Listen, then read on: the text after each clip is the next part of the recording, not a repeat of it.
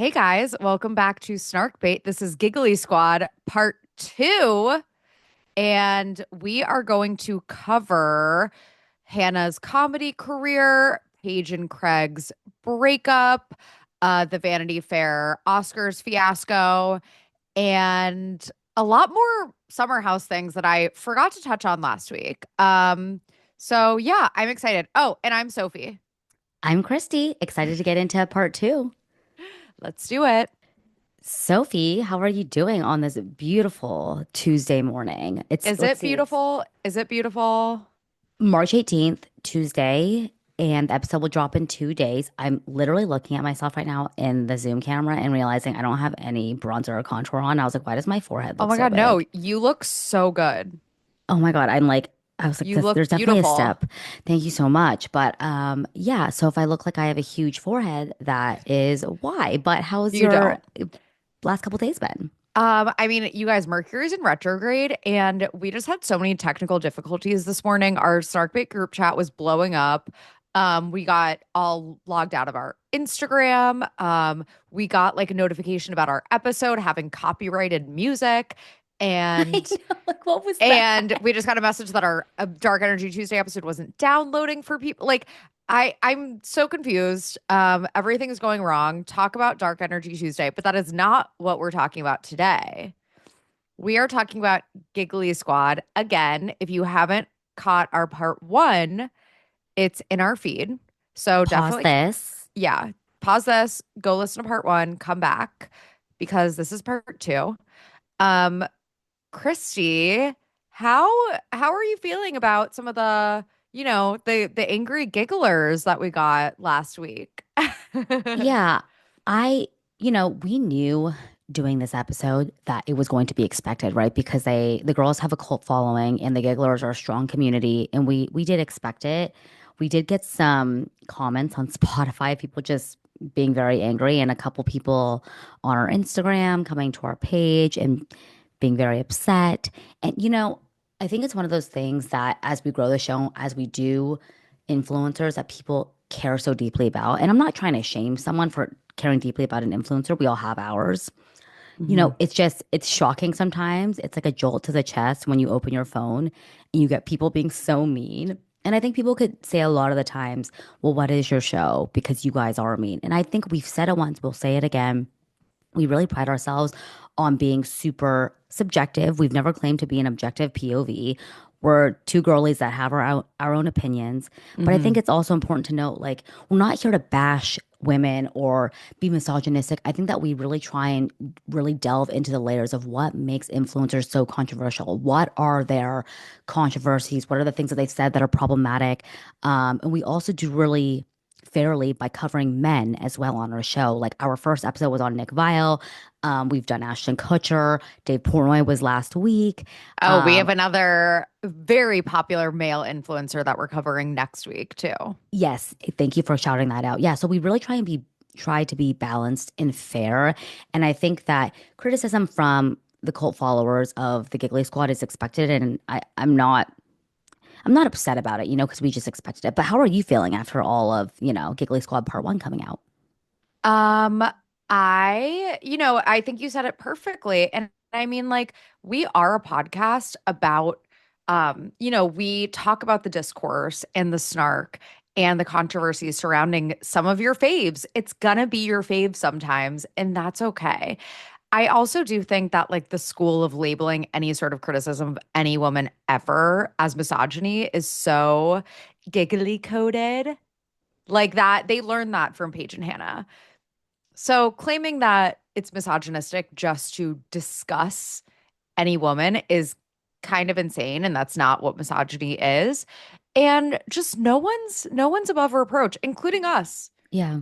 Like you can criticize us all you want, seriously. Like again, like I feel like, we've gone over the fact that like you have to have a thick skin to be putting yourself out there in the way that anyone on the internet does. Speaking of the people we talk about, and then also talking about ourselves.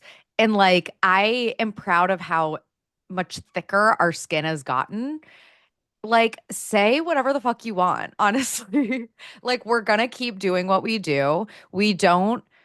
we don't do our podcast for anyone but ourselves, honestly. Like we have so much fun doing this, and we think that we started this podcast because we felt like it was missing in our rotation. We were like, there isn't a podcast like this, and we wish it existed. Um, so yeah, I mean, again, no one's above reproach, including us. But we also got so much positive feedback too. So thank you. Even from gigglers, people saying, I'm a giggler. I'm not offended by this episode. I think you guys did a great job. So yeah, thank you also for the positive feedback. Thank you for any feedback. Unless you're going to claim that we're misogynist just for talking about Paige and Hannah, because that's insane. Yeah, and I think that's just objectively, like you said, it's factually incorrect just because you're talking about people's controversies and commentating and your own opinions. It does not translate into misogyny, and I will die on that hill. So, Yep. yeah, but there's so much to cover with them, so let's dive right Yes. in. Yes. I want to talk about first at the top some of the things that I felt like I forgot to touch on last week. And first of all, I want to do a fact check because I know we kind of called Hannah and Paige pretty apolitical. Pages.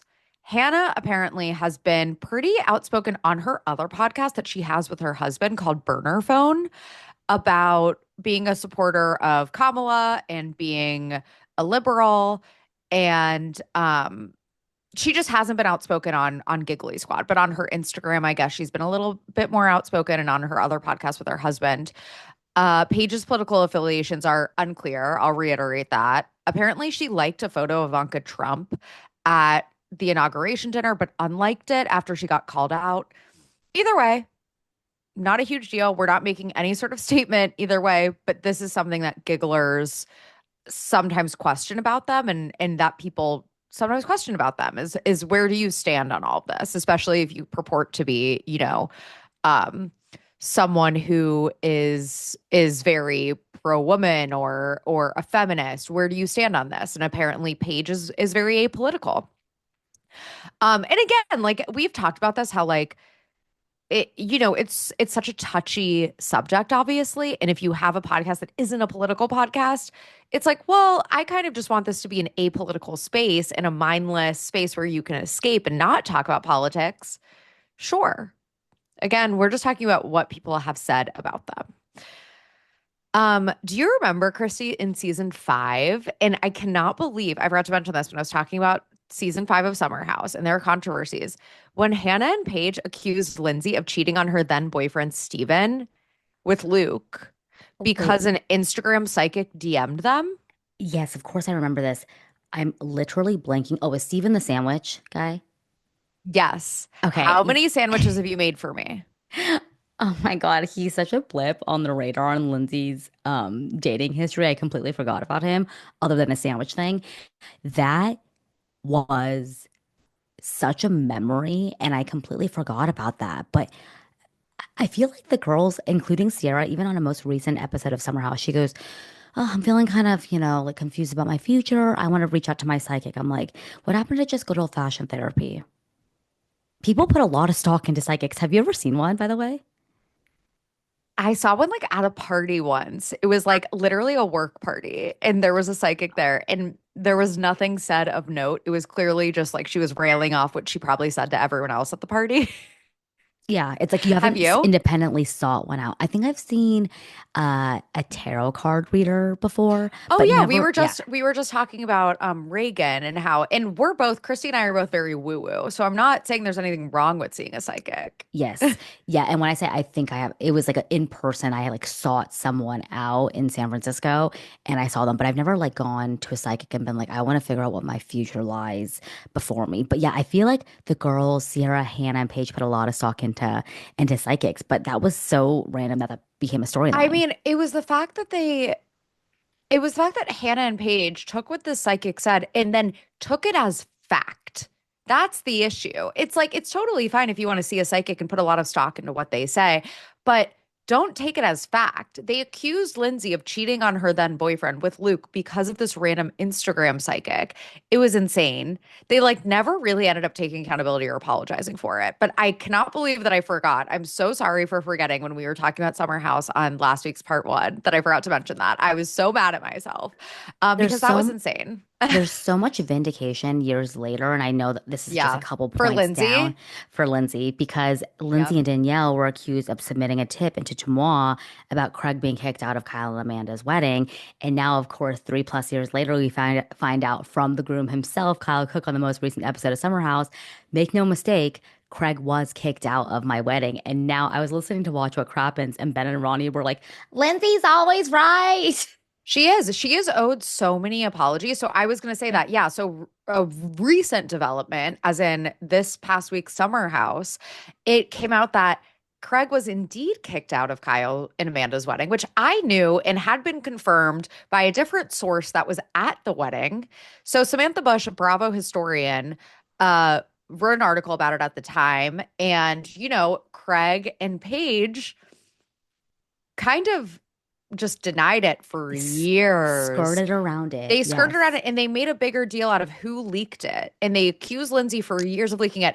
I always stood by the fact that it did not fucking matter who leaked it. It mattered that it happened.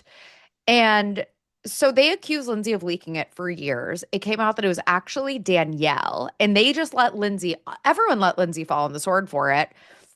And it turns out that it was true. So it doesn't matter who leaked it. And Paige covered for him and raked Lindsay across the coals for quote unquote leaking the story for years. And so Lindsay is owed so many apologies by everyone, including Paige. I really hope she gets an apology from Paige at the reunion. Like she better. I know that we talked about how Hannah's kind of allergic to accountability. I have not gotten the impression that Paige is super into giving apologies or taking accountability either, just from my years of watching her on Summer House. Um, I would say that's very accurate. And I will be damned if Andy does not bring up the Kymanda yeah, wedding and Craig being kicked out because that was such a large storyline a couple seasons yep. ago. And I remember when Carl's like, your boyfriend's like the biggest liar on Bravo. And and He is. Paige was like, he's a liar that I love. And it's like, okay, but I think we're losing the objective of what we're trying to talk about. Was he or was he not kicked out of the wedding? And I'm trying to remember, did Paige ever clarify whether or not the rumor was true, or was she continuing Oh, to skirt around it yeah, and they say, denied it. They outright denied it. Both of yeah, them. So yeah, again, I hope it is brought up at the reunion because I feel like this is important to, you know, vindication for Lindsay, vindication for Samantha Bush, Bravo historian, friend of the pod. Um, Also, something that I forgot to mention after Hannah's season 5 departure. I don't know if you remember this, Christy, because I don't know if you watched Summer House after 2021 when all of this went down, because it was 2021. And she attributed her friction with her castmates the entire time to quote unquote jealousy, specifically surrounding her career. And Hannah is very successful, has been very successful. We will never, ever deny that. Um, but Kate Chastain, who you might know from The Traitors, seasons 1 and 2 of the US versions, also Below Deck, she co hosted this Bravo pandemic show called Bravo Chat Room with Hannah. I don't remember this. And she accused Hannah of not only stealing her jokes, which we will get to that in a bit, and we will also get touch on more of Craig and Paige's breakup, obviously. She accused Hannah of stealing her jokes. And then she also did an interview several months after Hannah was fired and said, like I remember I asked her after they stopped filming, I was like, how was the summer? And Hannah said, everyone's just jealous of me. It was bad because everyone is so jealous of me. And Kate Chastain in this interview was like, I remember exactly where I was. I remember what stop sign I was at, what intersection I was at because I was driving. And I literally thought to myself, there's more to the story. This Oh person is my not in touch with reality. If you accuse anyone who says that anyone who has a problem with them is just jealous, is not in touch with reality. And I thought that was amazing that Kate Chastain not only called that out, but called out the fact that she would steal Kate's jokes that she had planned for Bravo chat room and would say them before Kate would have a chance to say them. And Kate, if you've watched her on The Traitors or Below Deck, you know that she is hilarious and she has great comedic timing. So I thought that was worth pointing out too, and we will get to Hannah's comedy career. Christy, what do you think of Hannah Berner's comedy You know, career? I'm going to give her her flowers where it's due. So, interestingly enough, two of my friends attended the that roast. It was on Netflix where Hannah commented on 2024 roast, yeah. yes, where she commented on Blake Lively, and I remember them telling me that it's actually really incredible that Hannah is amongst like the greats, right? There's Hannah Berner, and then there's every single like the greatest comedians to ever live on stage with her. So I think she has definitely kind of showed up and showed out and shows us that like women can also be comics and like be Yeah. successful comics. That being said, what they did tell me was it was interesting that she's still very green. Like you could tell all the comics in the room were kind of like, we're not going to do that joke. Because, when you're filming ahead of time, you do the joke over and over again. And my Hmm. friends were like, all the male comics were like, we're not doing that over again. Like we want to leave. And Hannah was just like so juiced to be there. And you could very much tell that she was still like a green new comic. But I don't know. I don't really follow her comedy as much. Like I watched her stand-up special. I didn't think it was anything spectacular. I don't claim to be like a comic reviewer or know anything about good comedy or stand-up, but I felt like it was just fine. I think that people, internet personalities, like what comes to mind is her, like Jared Freed from You Up. People like that will get high views on Netflix because they have such a cult digital Hmm. following, fan base. But I think when it comes down to it, I think the people that are watching her Netflix special are gigglers. It's not like people randomly, a 50-year-old from the Midwest is watching it and tuning in, if that makes sense. Like I feel like she really relies on her star power, celebrity, her digital presence to make to make things happen for her.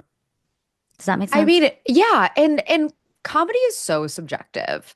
And I definitely think, if someone she was in like the top 10 on Netflix when her special came out, I'm sure people discovered her through like Netflix. I'm sure there are people that were like, I've never heard of this person. Like it brought her to a wider audience.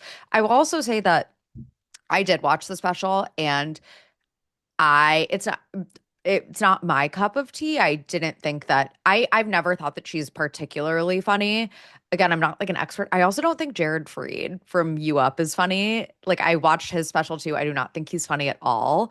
I think that there is such a difference between being a successful like internet like comedian or podcast comedian and then going up on stage and having that sort of like stage presence.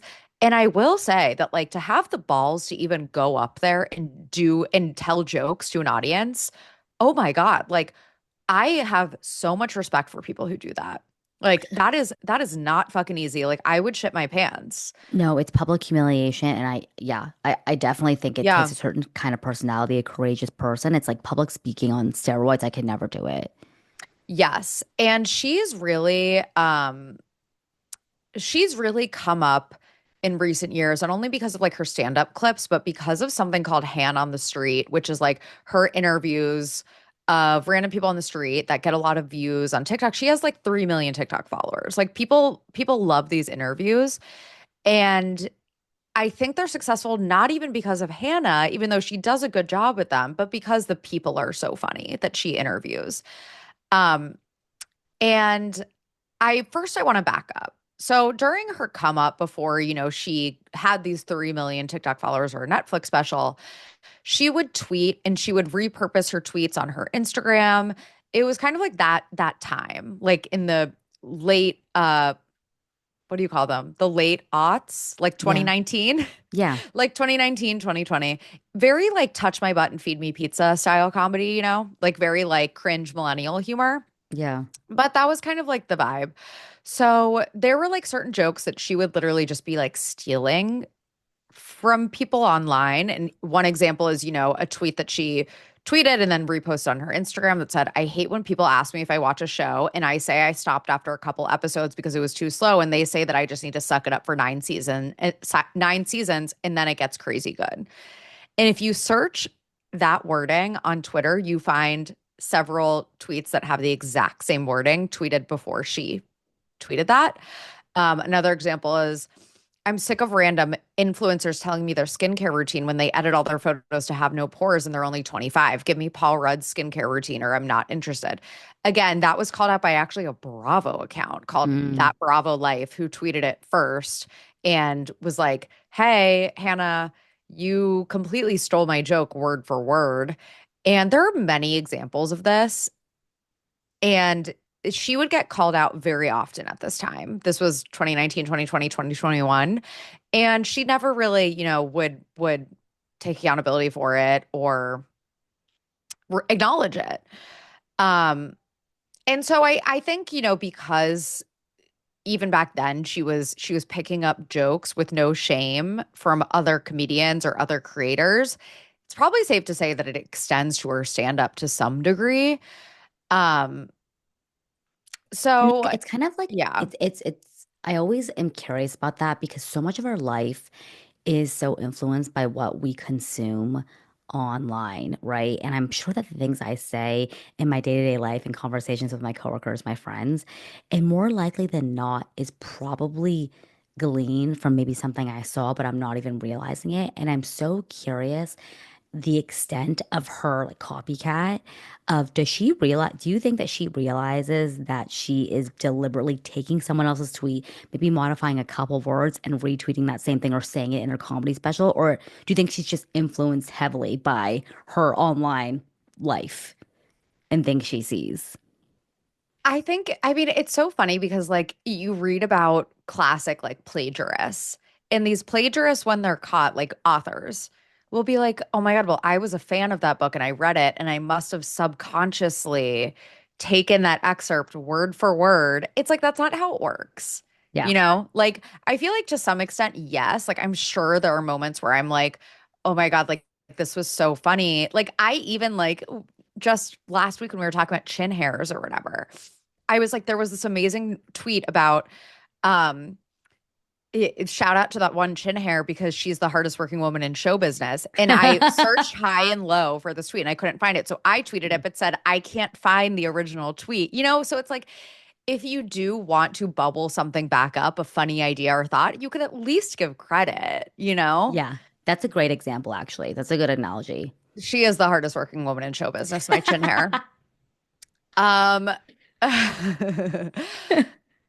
So actually in this roast, I don't know if you remember this, in that 2024 roast, she got some backlash, which I think was overblown. It was just the timing of it all. It was when the tides were turning because Blake Lively had accused Justin Baldoni of sexual harassment on the set of It Ends With Us. And by now everyone knows that it goes far deeper than just that lawsuit. And we did an episode kind of touching on some of the receipts that have since come out. But one of her jokes in the roast was the word cunt was trending this year. I don't think Blake Lively was that bad. And it was just it was a bad time to make that joke, but Because it was before also Blake Lively had filed her claim, her complaint, like a week yeah. before. Yeah. And so she addressed it because she got backlash and she said that the roast was filmed before news of the lawsuit. And to be clear, I 100% support Blake. And she kind of stopped short of an apology and framed it as her doing, this typical edgy roast comedy. It was just poorly timed. I don't necessarily think that she, needs to make an apology for something like that. It was just kind of poorly timed. She also made a joke about Taylor and Travis that made the Swifties come for her, which was very brave. In a bit referencing Luigi, whatever his name is. Mangione. She yeah, um, she joked about like shooting loads into a billionaire, aka Taylor and Travis, that many found sexist and not funny. Yeah, it was who knew besides Travis Kelsey that you could become so popular with women by shooting loads into a billionaire. So yeah, she got some fire for that. But again, she has found so much success from her comedy. Um, she's really, been just on the rise for the past several years, ever since her departure from Summer House. Like credit where it's due. I know that's a snark baitism, but like credit where it's due. In 2022, Variety named her top 10 comics to watch. Again, her Netflix comedy special, We Ride at Dawn, debuted in July 2024. And I don't know, again, like Jared Freed also is not, I don't know like what goes into getting a Netflix special because I've heard people say that you can like pay for it or there Yeah. is a way to get it without being because it is a huge deal. Yes, yes. And I am always wondering about that as well, because you have people like Shane Gillis, and then you have Hannah Berner and Jared Freed. And yeah, I don't know how that works. Like, do their publicists just get in touch with a Netflix executive and say, hey, my client has 3 million on TikTok, however many on Instagram. We think that their special will do really well. And in all fairness, like, I bet you real life comedians are kind of pissed that these digital creators that aren't like trained comics, and I put this in quotes because I don't know shit about comedy, but like I can imagine it's really frustrating for real comics to feel like they're being overtaken by these digital creators. And I guess that's just the way of the social media and like the way that we consume media now. It's like how journalists are pissed that Paige and Hannah are doing the Vanity Fair Oscars party and not trained journalists. Yeah. So actually, Olivia, our researcher, goes on a really good tangent. And Olivia is in like the acting scene in New York. And so she says, as someone who previously did a lot of improv around NYC, and she goes, don't make fun of me. And I immediately wrote in the notes, I was like, LMAO. I I take take sketch sketch comedy comedy very seriously. seriously. No, we love you. We love you, Olivia. I love how she's like, please don't make fun of me. And she knew that we would. But she's an avid comedy club patron. And I thought that Olivia had a really good perspective on this. She says this kind of stuff is an art form and not Mm, just anyone can go up and do it. Timing and improvisation is so incredibly important. I feel like her platform and her husband, so again, Des Bryant is her, not Des Bryant, that's a football player. Des Des Bishop. Bishop. Des Yes. Bishop. So Des Bishop is Hannah's husband, who we originally watched their relationship kind of flourish on season 5 of Summer House. And he's a very successful comedian in Ireland, but also Yeah. has a pretty successful career here also. So Olivia says, I feel like her platform and husband helped her skip a lot of steps that typically comics have to go through to make any sort of money at all doing comedy. Like they say in the biz, that it takes something like 5 to 7 years of performing for free. Often the comic even plays the club to perform to get seen by legit comedy club slash agents. Feels like she skipped a lot of these kind of like humbling, pride crushing steps that most go through to make it onto the big stage. Like you have to bomb a couple times. Yeah. Yeah. And Olivia says perhaps that contributes not only her like kind of lacking skill set, but the lack of confidence or authenticity that she has on stage. With that being said, I will say that it's 10 times harder for women to be recognized in the comedy space because we live in a patriarchy. So she's putting out numbers and people buy tickets to her show, then good on her. Absolutely.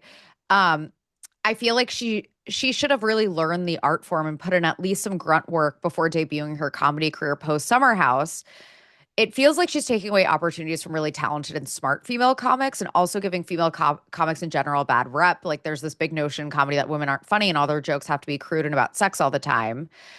And then wait, Olivia goes, "Am I giving I take sketch comedy very seriously?" Yes, you are, Olivia, but that's we love that about you.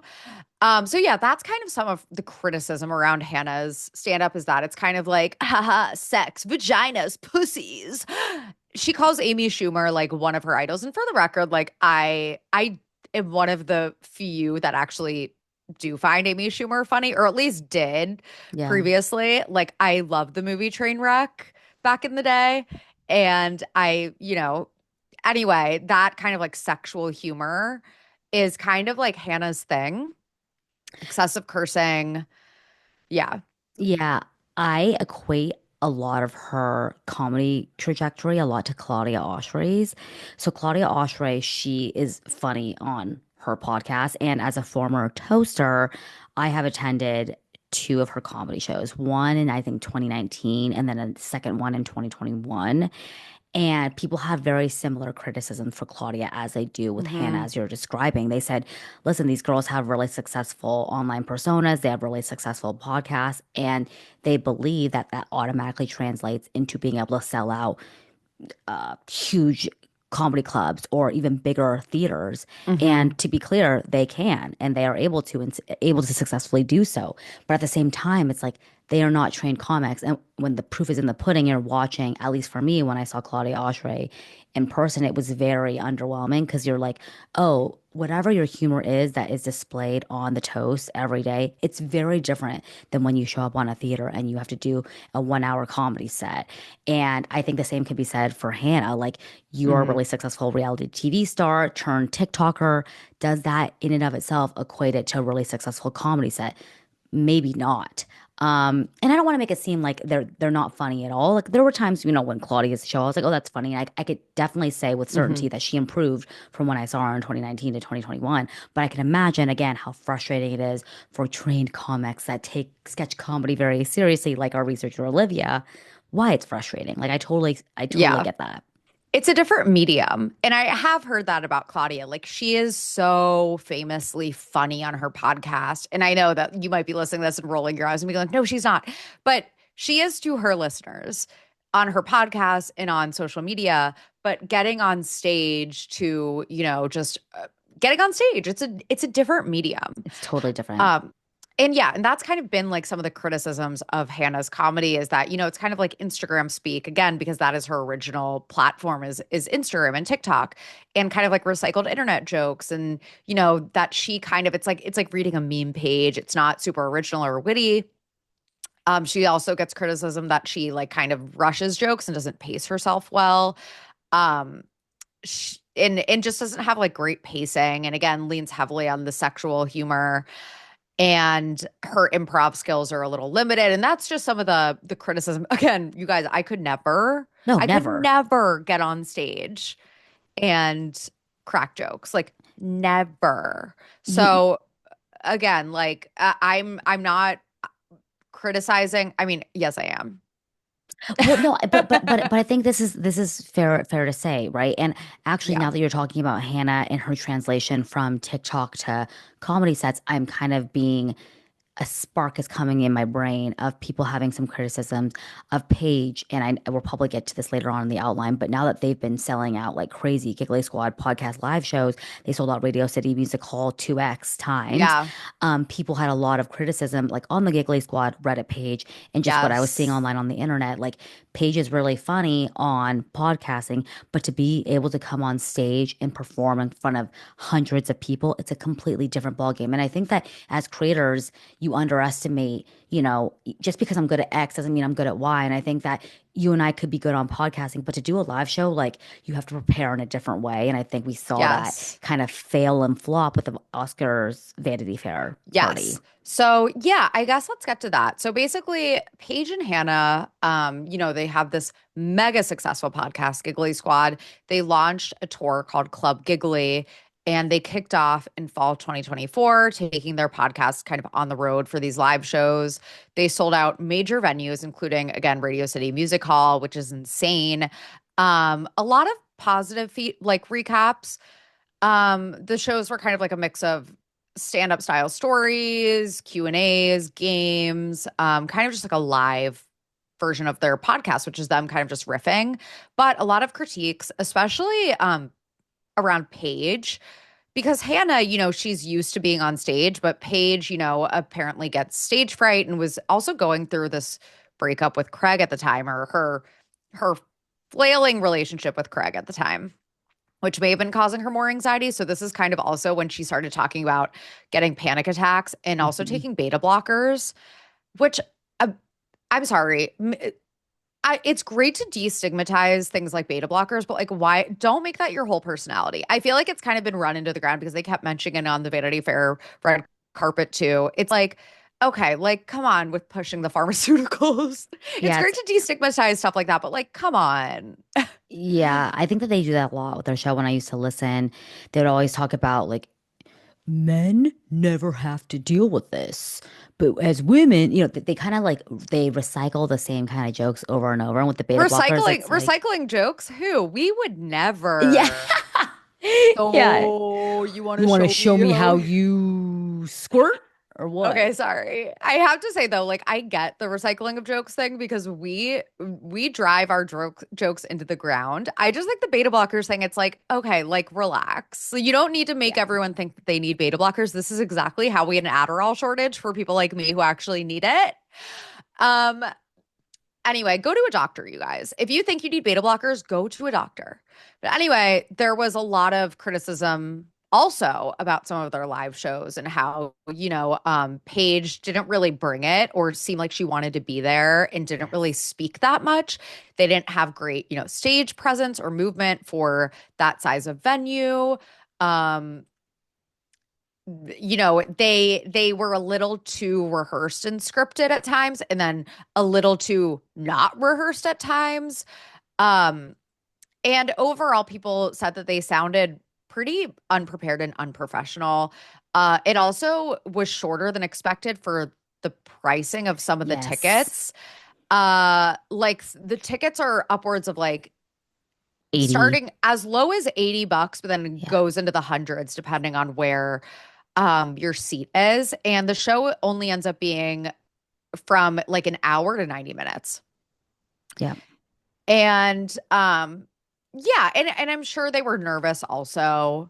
Again, like I am not hating on someone who has the balls to get up there on a stage and do shit like that. Yeah. But It's probably so much harder than it looks, and I don't want to uh, underrepresent that. yeah, totally. Some say it felt like a cash grab also, like they didn't want to be there. Olivia's friend actually attended the show and said it felt very unstructured and boring. They had one bit where they pull a boyfriend on stage and we decide if he's trash or not, which was kind of funny, but dragged on far too long. They were both sitting on couches, and then Hannah stood up and it felt like we, including Paige, were at her stand-up show of very millennial humor jokes. I feel like nothing really happened the whole night. They showed pics of outfits they hated that the other person wore, which was funny for Hannah, but like, okay, that's your best material.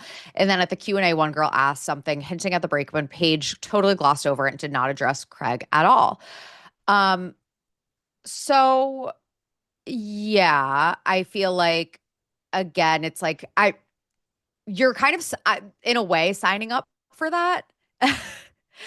And they also do the thing where we've talked about on Girls Gotta Eat, where they don't vet the person who asks a question or who they bring on stage. And it makes for like awkward moments. Some people said that there were like just like such awkward, like drunken people that were ruining the Mm, experience for them. yeah.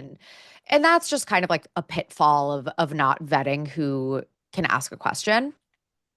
Yeah. You know what I will say is I've been to a couple live podcast shows in my day, okay? And the ones that come to mind are Caitlin Bristow's and Stassi Schroeder's and Girls Gotta Eat, which I've already spoken at length about.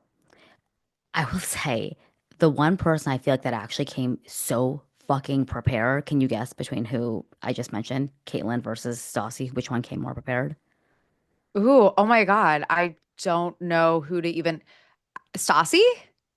Yes, Stassi was so prepared. I was so impressed by her work ethic. The show had multiple segments, and it didn't feel like a flurry of guests just coming on. She had no guests coming on because again, we pay to see Saucy. We're not paying to see her audience. Um, I couldn't even tell you for the life of me what she did in the segments, but I just remember being very impressed by the production of the show, by the preparedness of the show. She didn't feel like she was nervous. You could tell she was rehearsed, right? And then you juxtapose that against people like Caitlin Bristow or perhaps Giggly Squad, who I've not seen, or Girls Gotta Eat. You could tell that they had a very loose outline and they were kind of winging it and expecting a Mm-hmm. lot of audience feedback and participation to kind of rely on. And I think it's really difficult, right, to translate a podcast to a live show. You have to do it with a lot of intention and a lot of preparedness. Yeah. And I mean, I wouldn't even know what we would do if we were to go on live shows, but you bet your ass that we would prepare like to the nines to make sure that it was, I don't know, well done. So I don't know. This kind of bums me out. I think the ticket price doesn't necessarily translate to the productivity of the show or what you thought you were getting out of it. The fact that it was a lot of audience participation, like we need to get rid of that. I'm not paying $83 to see a giggler that's sitting to the right of me. Yeah. And I mean, like, so much of their success of their podcast is literally just them riffing off each other. Hmm. And that that works in some mediums, in some scenarios, but in something like a live show or the Vanity Fair red carpet, it doesn't translate as well. But I can see why, if I were them, I'd be like, yeah, I can wing it, I can riff it because we've made it this far by just winging it and riffing it. Right. Um, but just in general, Hannah seems to receive a lot more criticism than Paige from like listeners in general. And again, like just like that review said, she kind of dominates the live show. And I think some of it is overcompensating because Paige clearly it's not Yes. her thing being on stage. Um, but she gets a lot of criticism for kind of dominating the conversations and talking over Paige. Oh, also, I have seen a couple of reviews, you guys, about me being the Hannah of this podcast and being domineering, and I am working on it, I swear. There are some episodes where I am driving, like the outline, and some where Christy is driving. And so this is one where I'm driving. I'm sorry for being domineering. No, no, I think that's important to say. Like Sophie and I will take turns on who is driving the outline, and we both study it beforehand, but we're not like, it's just more cohesive and succinct if one person is doing it versus two people trying to butt in and say the same thing. And that's why some episodes it might be like, Sophie, like, you're not shutting the fuck up. And I'm like, I'm trying to get through this, baby. This is a long outline. It I got to is. keep us on track. Yes. And you're doing a great job, to be So clear. basically, I'm the Hannah. But yeah, I think No. she has a more domineering kind of like personality, I guess. She goes on tangents or interrupts, and it leaves Paige less airtime, which listeners find really frustrating. And it's kind of a theme that she just kind of blurts things out without thinking. And Paige gets her fair share of criticisms too. People think that and I we definitely need to get to the breakup, the Paige and Craig breakup. But that whole situation, which we will get to, that she, is maybe concerned with clout Mm. a little too much. Again, that's so subjective, but that's kind of something that listeners have picked up on, that she's, the fame, they've gotten a lot of success and maybe the fame has gotten to her head and she's very concerned with clout and social climbing a little bit is some of the criticisms that she gets. Also, something that I've picked up about Paige, and this isn't necessarily from listening to Giggly Squad because again, I don't really listen, but watching her on Summer House and Southern Charm, Mm. she very much plays into toxic masculinity. Oh my God, say more. See, Sophie, you're so good at this. Like, you're so much better than me at like picking up on these social constructs. I'm like, like I don't pick up on it like you do. So I'm so curious. So she very much makes fun of men for being emotional. And it's not just the things like she talks about her icks a lot. She says men using umbrellas is an ick. And I feel like that like is something that like we would say too.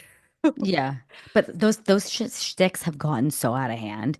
It's like a Yeah, man walks and a people get man the does egg. anything. So Yeah, so anytime that a man shows emotion or cries or anything, like Paige has made fun of Craig for crying. There's one episode of Summer House where he missed his mom's birthday, and that is something that Craig yeah. would do.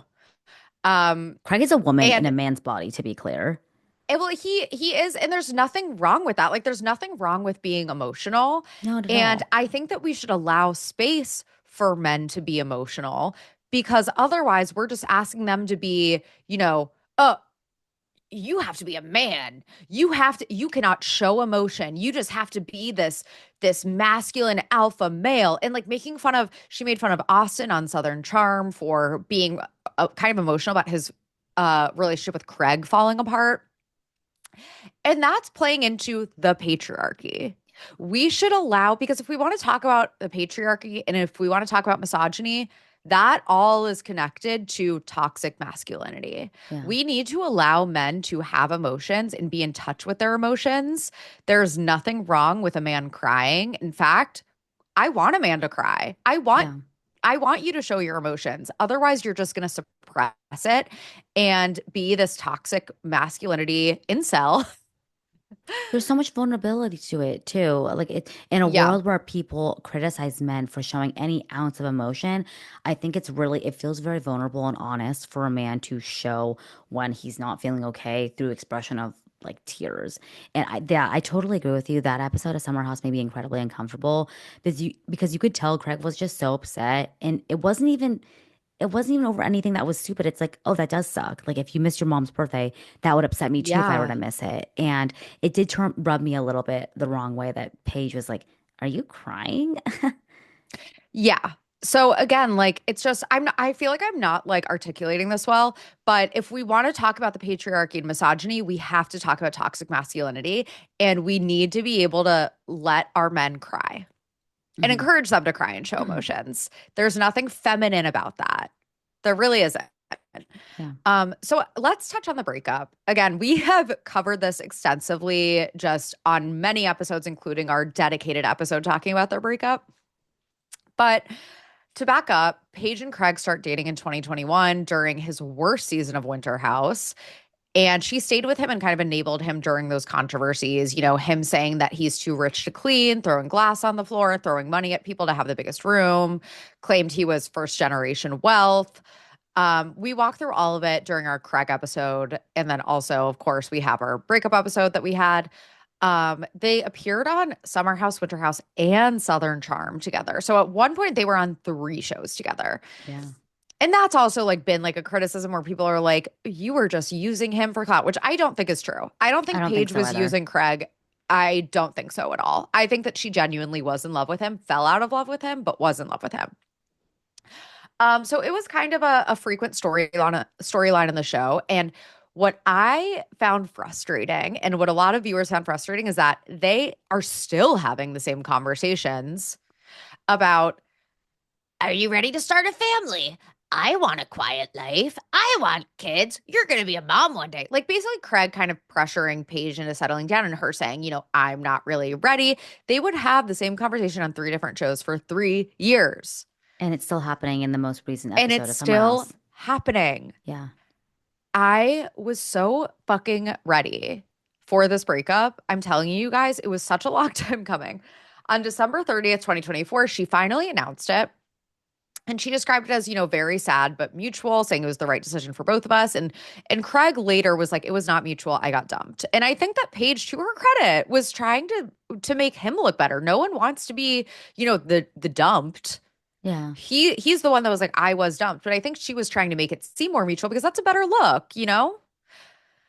Um, and she made a really like inspiring diatribe that we also touched on about, being single at 32 years old is okay and choosing your career at 32 years old is okay and starting over at 32 is okay and, not subverting to all of those expectations of people who want you to settle down and have kids and you're not ready, but that's like our society.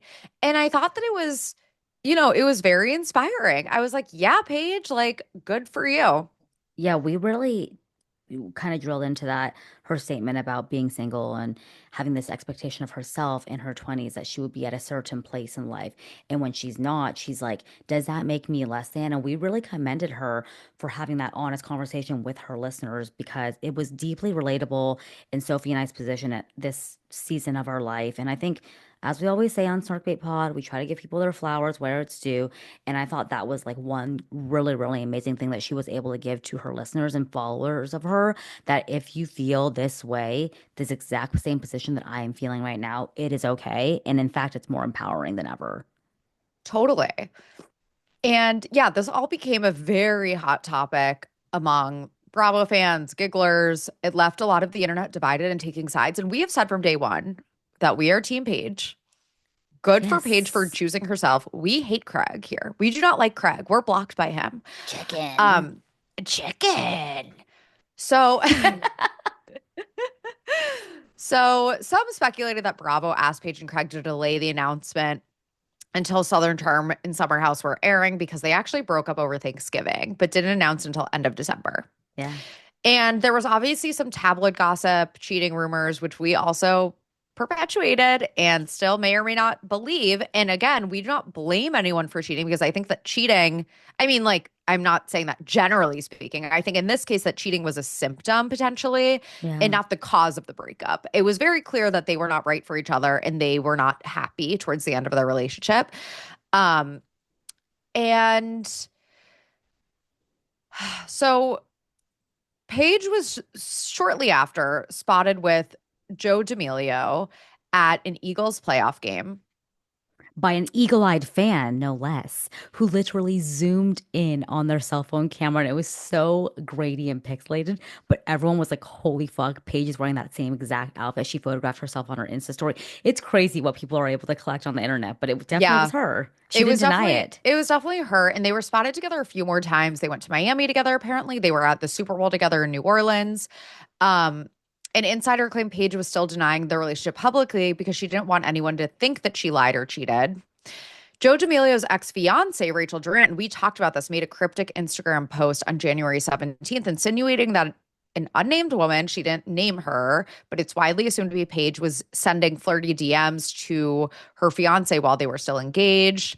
Rachel said it was disrespectful, and apparently these DMs were kind of like trying to get her fiance to leave her, which many took as an accusation against Paige.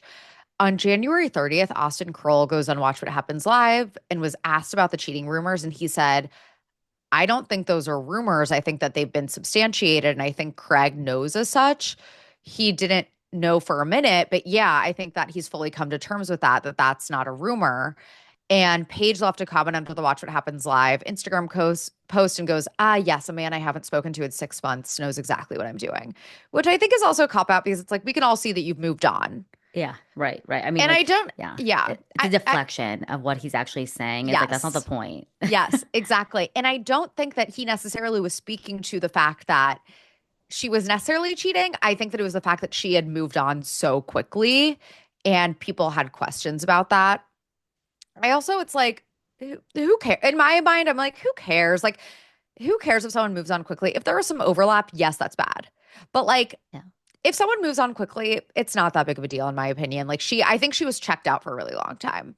And to be And clear, the Rachel Durant Instagram post, that cryptic post, I have yet to see the receipts. Like, if you're gonna yeah, say such a scathing allegation about someone who's so beloved on the internet, you better come providing the receipts. And so until that is shown to me, what she's saying is just noise. yeah, she has never shown receipts.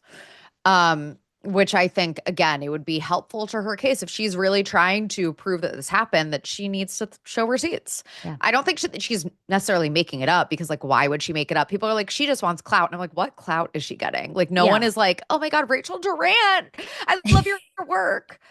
Um, Danny DeVito, I love so your work. Danny DeVito, I love your work. So on February 3rd, Paige addressed the cheating rumors on her podcast. And she said, I never in the 3 years that I dated my ex-boyfriend ever physically cheated on him, emotionally cheated on him. No one was blindsided. No one was cheated on. Because when Craig broke his silence, he said, I was blindsided before the holidays. And a lot of people are Mm, like, how was Craig blindsided? Look at the signs. And while, yes, like people said the same thing about Lindsay Hubbard and Carl, I think that like we need to give grace to the delusional people out there because I think both Craig and Lindsay are somewhat delusional. yes. And them looking at the relationship and thinking this is a healthy relationship, that is subjective. I think to them, they genuinely both thought they were in healthy, like happy relationships. The other person clearly didn't feel the same way. Yeah. Um, so uh and Paige also made a point to say, since no one's sticking up for me on the other side, I did not move on with some new guy. I am single. I did not cheat on my ex-boyfriend. And Amanda and Kyle publicly waited on the breakup, and Craig unfollowed them also.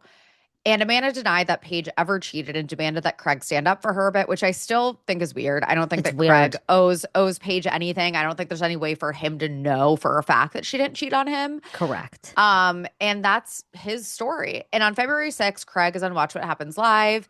And he kind of said Paige misrepresented the timing of their breakup.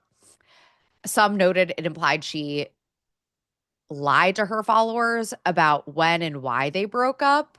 And again, I think that Paige was trying to actually make Craig look better. Like Yeah. he was like, she lied about it being mutual. She was trying to make it better for you. Yeah, and And she he, even said on the show, she's like, he's the best ex-boyfriend I've ever had. She had nothing but amazing things to say yeah. about him. And he also said, we didn't want different things. She just wanted other people, implying that Paige's heart was perhaps with someone else, or she just fell out of love with him, is how I interpreted it. I don't think that he was accusing her of cheating in that moment. I think that he was saying she fell out of love with me and that's okay. And Paige also like it's not like she's like, I don't want children. I don't want a family. She has been open now about freezing her eggs. And she also has been open about her PCOS. So, she's taking control of her fertility journey. And if she wants to have kids in the future, it sounds like she does. So, yeah, I don't think that she necessarily doesn't want a family in the future. She just didn't want one with Craig, nor would I. Yeah.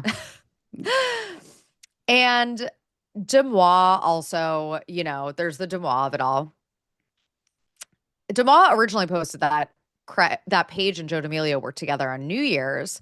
They Oh also yeah. posted they also posted a tip that Craig was at a home expo and a home expo, like Yeah, okay, what's that? I guess something that Sewing Down South goes to, Oh, right. and Okay. alleged that I guess Paige had been, and someone was like, why would Craig talk to a random fan about this? This sounds very in line with something Craig would do. He was talking to a random fan about how Paige had allegedly been talking to her new guy at that point, I think in January, for 6 months behind his back, Joe D'Amelio. Oh shit. I didn't hear this, Sophie. Gossip sites were also floating a blind item claiming a certain reality star, Paige, was in a dilemma. If she debuted her new boyfriend, everyone would think she lied and cheated. So her plan is to fake date someone else for a while and then get with the guy she really wants. And I think, again, this is a blind item. Like, who knows if this is true? This is just, you know, conjecture. But I do think that Paige is extremely orchestrated and calculated and knows how to pander to the public. And I respect it. Like, I think, and I talk about this when we talk about her persona on Summer House, and it's a persona. I think that she is very, very, very calculated. And so I think that she is taking these public outings and these steps very seriously. I think that she's very careful with what she's doing. On the Summer House season trailer on February 12th, she claimed she caught Craig texting other women. Who do you think it was? Do you think it was Naomi? I don't know. I don't know. I don't know what to believe. We're gonna see it play out. Actually, this week is the Southern Charm. Tonight, if you're listening on Thursday, tonight is the Southern Charm finale, and this is when Craig talks about the breakup um on the show. And yeah, people were kind of like confused because she said that there was no bad blood and that it was mutual when she announced on the podcast. And now it's like, oh my God, there were like, are Mm. you trying to deflect because everyone's accusing you of cheating? Um, and yeah, and so many saw her quick rebound with this new man as kind of calculated. And also the fact that, and we touched on this, that Joe D'Amelio is a very connected and wealthy guy. It comes from a pharmaceutical company that, has, or family that has a lot of money.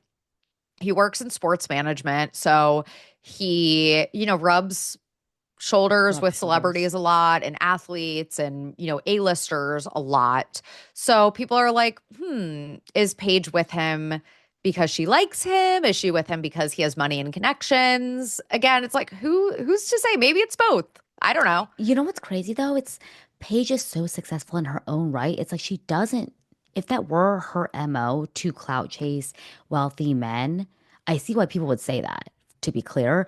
It's just like she Hmm. doesn't need that though. She's so successful in and of itself, but solo. Totally.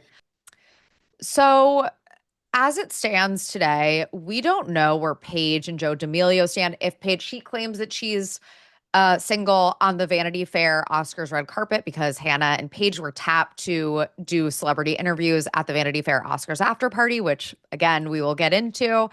Um, she claimed that she was single. She was mingling. She told a couple celebrities to send their single friends over. I think Jay Ellis was the one in particular. Oh yeah. And isn't he married too? Yeah, he's married, which was also cringy, you guys. Okay, so the criticism of, and we touched on this on a recent, I think, Dark Energy Tuesday, and maybe a bit on part one, was that they were extremely unprepared for these celebrity interviews and they kind of just were like, let's wing it.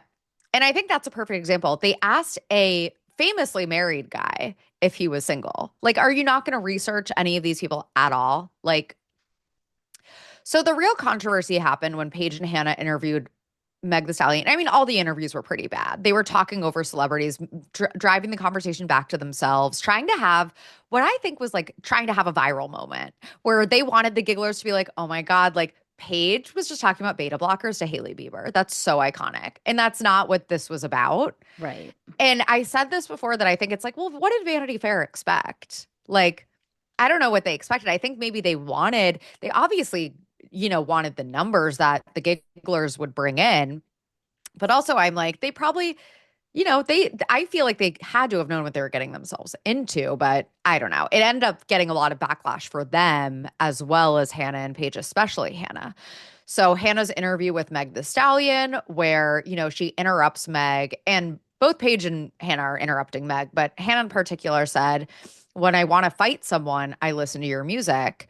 And this kind of plays into the angry black woman trope. And it was criticized as a microaggression. And you can see Meg being kind of uncomfortable and trying to steer the conversation, be like, Yeah. throw that shit out the window. Like, you listen to my music when you want to feel hot and when you want to feel cute. And Hannah was like, when someone's talking shit, I know. I say put on Meg the Stallion. It was so cringy. She kind of put on like a black scent. It was so cringy. Yeah.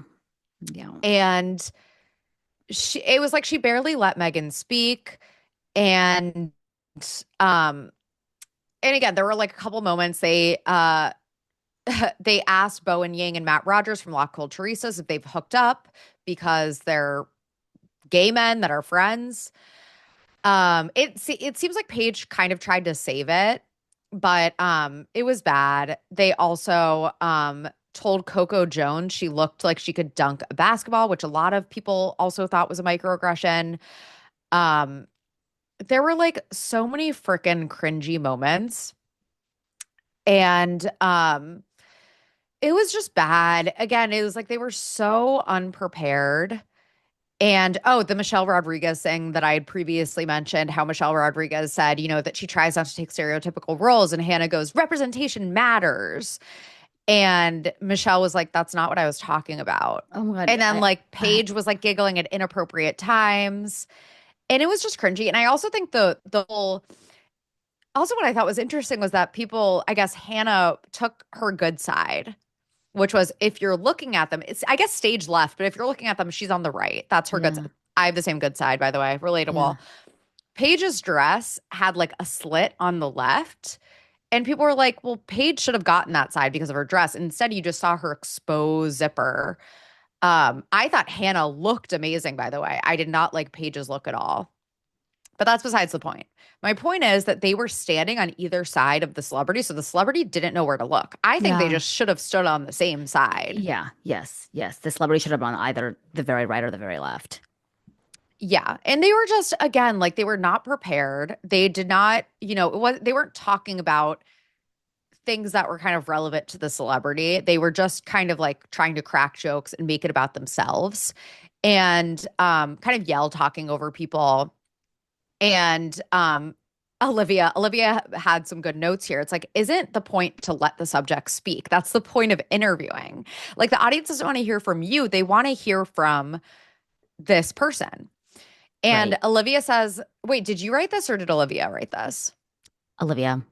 Olivia, our researcher, always has the best little sidebars. She said, I believe that Hannah has a true lack of self awareness. When you're at a very professional event surrounded by celebrities, it is quite literally your job to put your big girl pants on, be prepared, and come with an alter ego, which is so true. It's like, again, you have come so far from just riffing and being, winging it. But it's like, that is not one of these situations where you can do that. And Olivia says, I get their jobs are centered around being chaotically and unapologetically themselves. And that is what makes their podcast so enjoyable to listen to for so many fans. At the same time, the VF after party is an entirely different ballgame.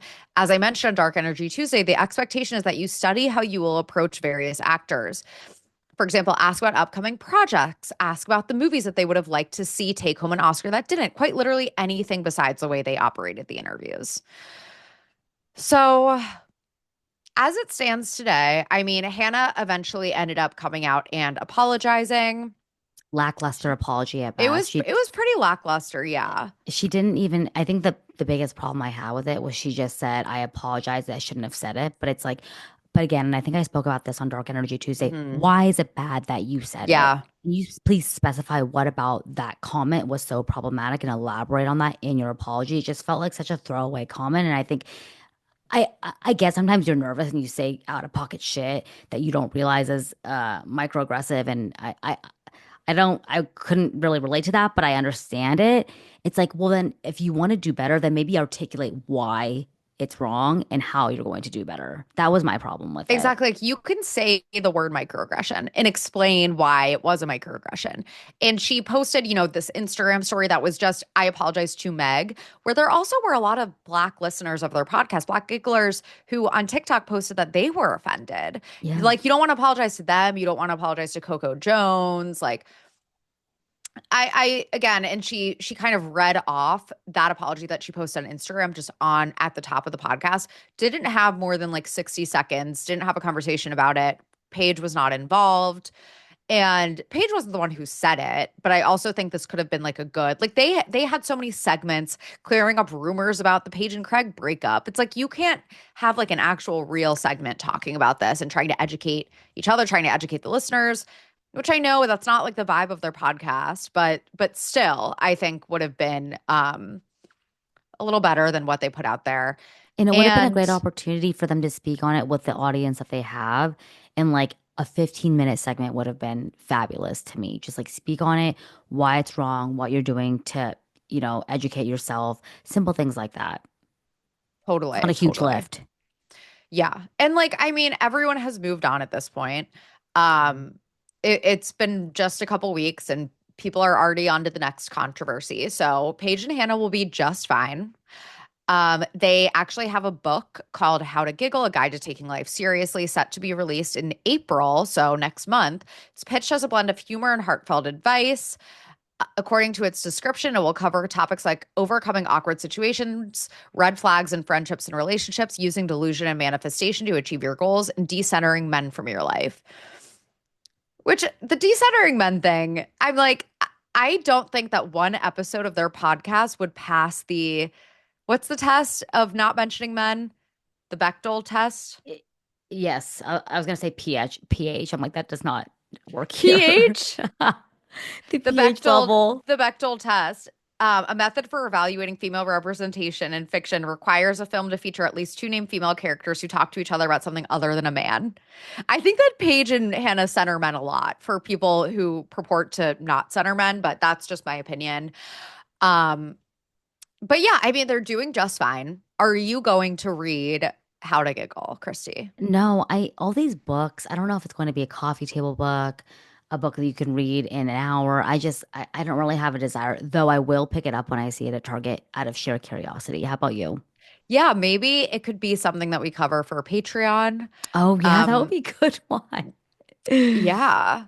I mean, I feel like that's about it, you guys. I know that there was a lot. That's why we needed a two-parter.